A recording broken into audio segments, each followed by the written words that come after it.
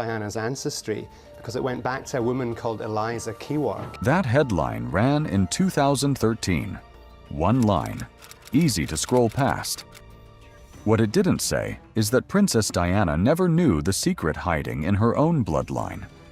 2 centuries earlier, a woman named Eliza Kewark was reduced to a single word in a dying man's will: housekeeper. For generations afterward, her own family quietly maintained she was someone else entirely. What DNA revealed about Princess Diana's maternal line is stranger than anyone imagined. A rare genetic marker, passed silently from mother to daughter across 7 generations, connects 2 future kings of England to a woman written out of their own family tree. Generations before anyone thought to check if the story they'd been telling was even true. To understand how that erasure actually happened, it helps to start with who this woman really was.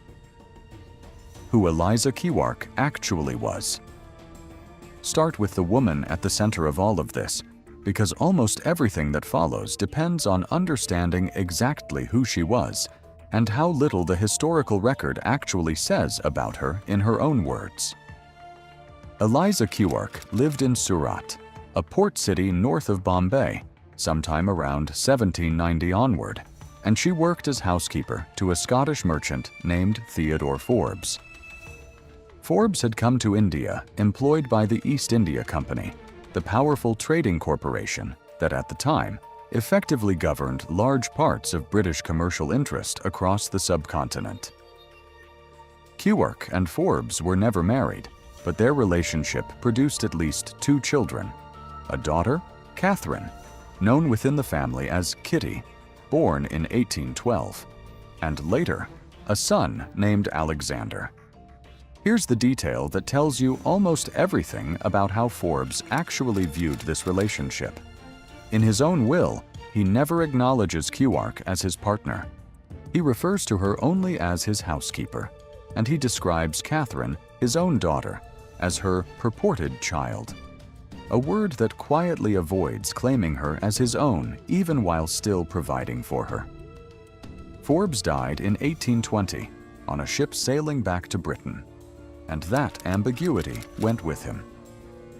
What happened to Katherine afterward is where this story turns genuinely painful. She was sent away to Britain at around 6 years old without her mother. Eliza Kewark did not go with her. She stayed behind in India, and from that point on, her daughter's life and her own ran on entirely separate tracks, split apart not just by an ocean, but by a family story that hadn't even been fully written yet. The Armenian story. The family told for 200 years. That family story took shape almost immediately after Katherine's arrival in Britain, and it lasted, largely unquestioned, for the better part of 2 centuries. For generations, Eliza Kewark was described inside the family and repeated across earlier historical accounts as Armenian, an ancestry connected to Armenia, an ancient nation and ethnic group historically spread across parts of the Middle East and Eastern Europe. It became the accepted version of who she was, passed down the same way any piece of family history gets passed down. One detailed account of how that happened comes from Lady Colin Campbell's biography, The Real Diana, which makes a much sharper claim than simple forgetting. According to that book, Kewark was actually a dark-skinned native of Bombay, and her real background was deliberately hidden, because at the time, what the book calls colored blood, meaning any non-white ancestry, carried a social stigma severe enough to ruin a family's marriage prospects for generations. In the book's own words, Eliza's true race was therefore expunged from the family tree, and she re-emerged as an Armenian, a story the book claims the family kept telling for well over a century afterward. But it's worth being honest about where the historical record actually gets uncertain, because not every account agrees on how much of the Armenian story was invented versus how much was genuinely true.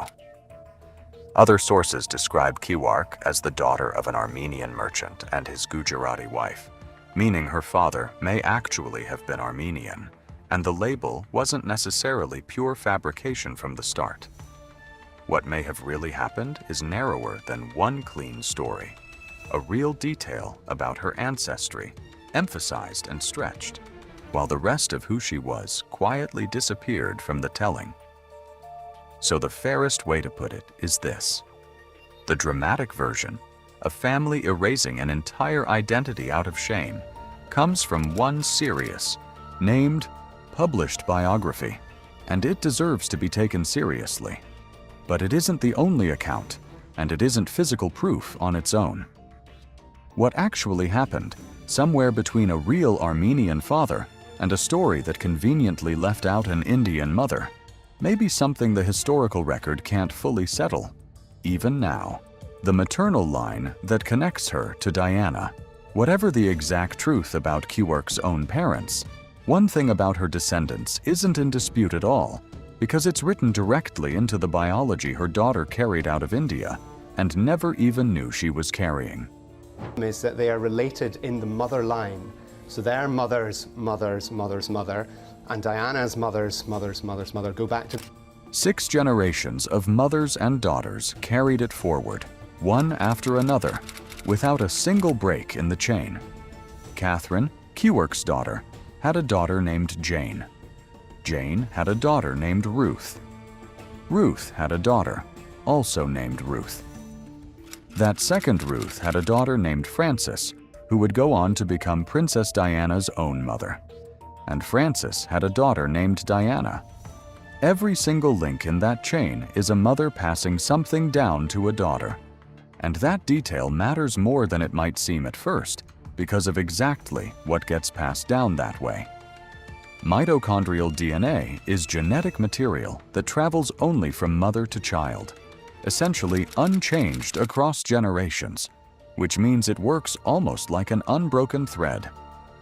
Follow it far enough back, and it doesn't just suggest a connection to an ancestor. It proves one directly. The same genetic material sitting inside Kewark 2 centuries ago, sitting inside her descendants today. Here's the twist in how that thread actually works, though. Sons carry their mother's mitochondrial DNA too, exactly like their sisters do. But they can't pass it forward to their own children. Only daughters can continue the chain, which means when Diana had 2 sons, William and Harry, both of them inherited this exact genetic thread from Kewark, all the way down 6 generations. But neither of them can pass it on any further.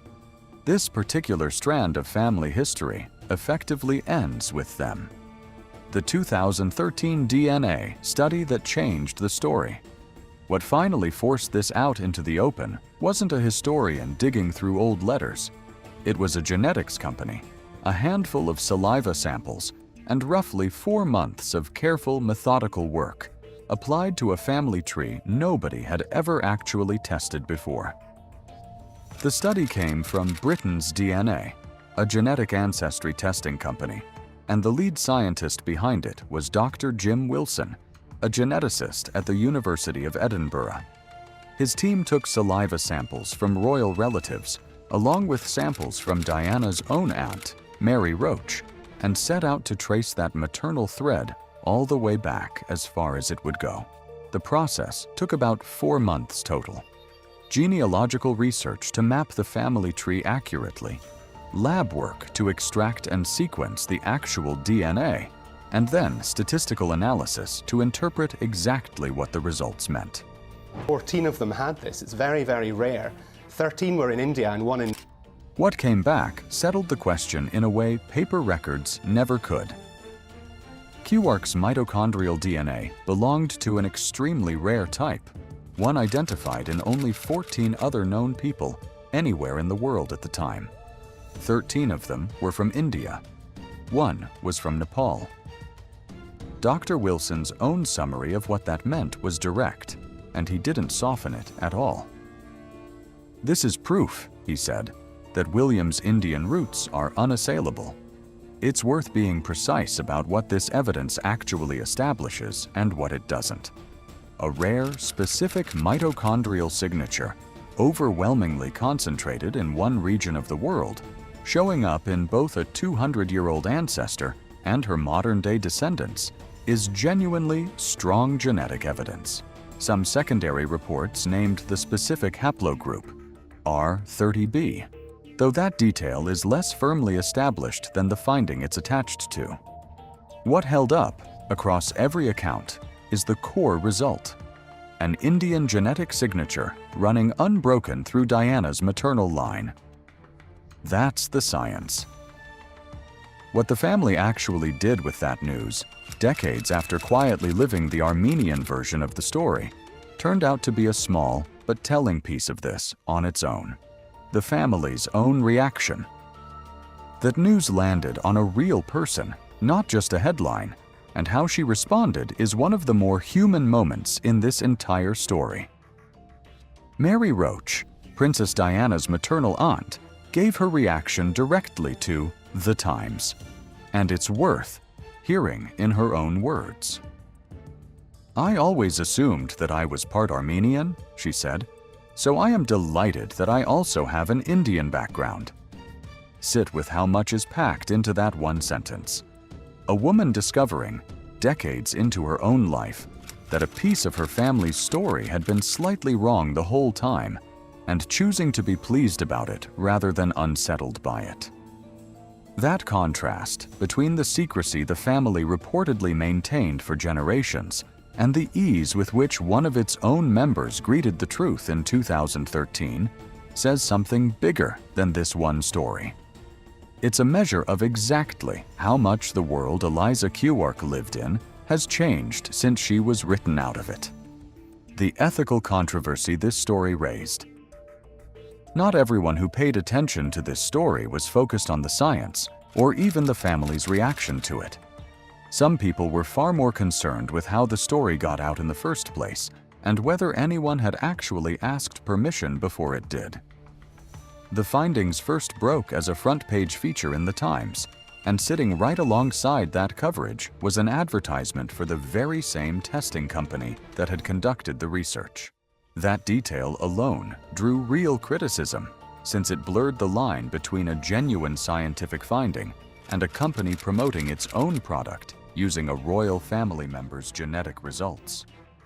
The sharpest pushback came from Dr. Anna Middleton, a genetic counselor and ethics researcher at the Wellcome Trust Sanger Institute. Writing in The Conversation, she argued that publishing someone's personal genetic information without their consent is potentially harmful, regardless of how famous or publicly recognizable that person happens to be. Her broader point reached further than just this one case entirely. Genetic ancestry findings might seem harmless, even fun, the way this particular story largely played out. But the same testing could just as easily uncover something far more serious, like a genetic marker tied to a serious health condition. Either way, her argument stayed the same. People deserve the chance to learn things like that privately, on their own terms, before the rest of the world does. This isn't a case of dismissing the science or suggesting the DNA findings were somehow wrong. It's a separate question entirely, and one that's only getting more relevant as genetic testing keeps getting cheaper and more common. Just because something can be found in someone's DNA doesn't automatically mean it should be handed to the public first.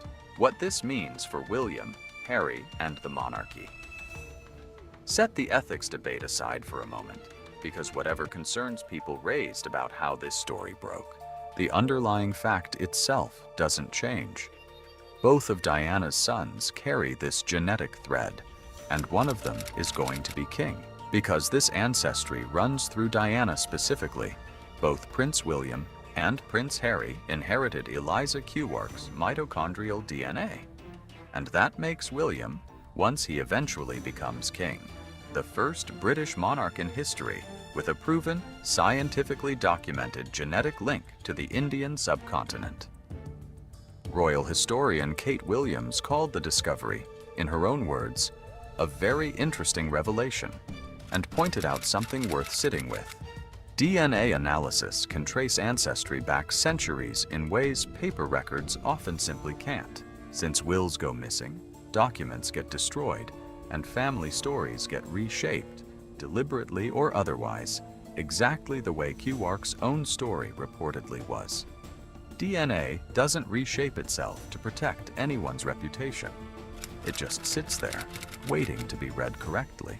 It's worth being careful about exactly how far to take the symbolism here, without overreaching. India is the most populous country in the Commonwealth, the group of nations historically tied to the former British Empire, and royal historians at the time pointed out that a monarch with a real, documented connection to India could matter culturally and diplomatically, in ways that go beyond a simple fact on a family tree. But what that actually looks like in practice, once it happens, is something nobody can fully predict in advance.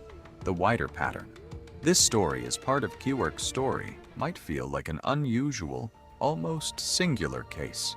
One woman, one family that happened to end up connected to a princess 2 centuries later. It wasn't unusual at all. It was common enough to be the norm. Relationships between British men working for the East India Company and South Asian women were widespread during this period, a routine part of colonial life rather than some rare exception worth remarking on at the time. And what happened to the children from those relationships followed its own routine pattern too. Mixed heritage children were frequently sent back to Britain without their mothers, exactly the way Katherine was sent away from Eliza Kewark at around 6 years old.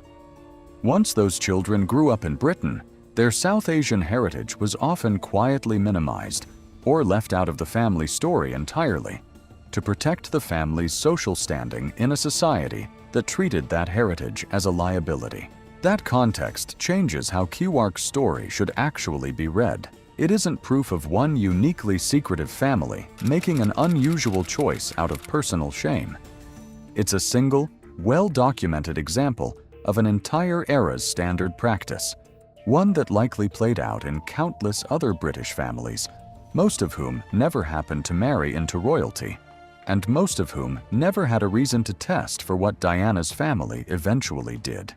Which is exactly what makes this particular case so unusual in the end. Not because the story itself was rare, because it happened to a family whose descendants became famous enough for the DNA to actually get checked.